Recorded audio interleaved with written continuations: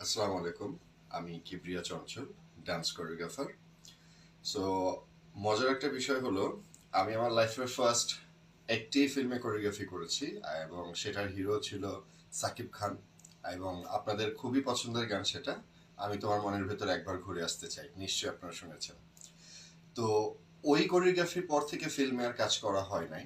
But Shakib Khan এত বড় একজন সুপারস্টার বাংলাদেশের, তার ভক্তরা এত চমৎকারভাবে একটি কাজ করতে যাচ্ছে যেটা খুব আহ, শীঘ্রই আপনারা দেখতে পারবেন।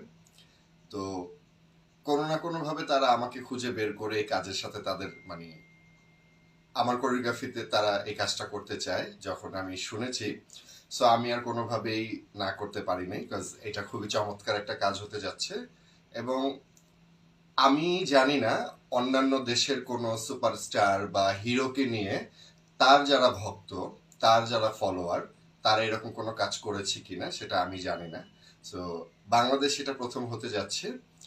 সো অনিক সহ বাকি সব সাকিবিয়ানদের জন্য আমার তরফ থেকে অনেক শুভকামনা, অনেক শুভেচ্ছা।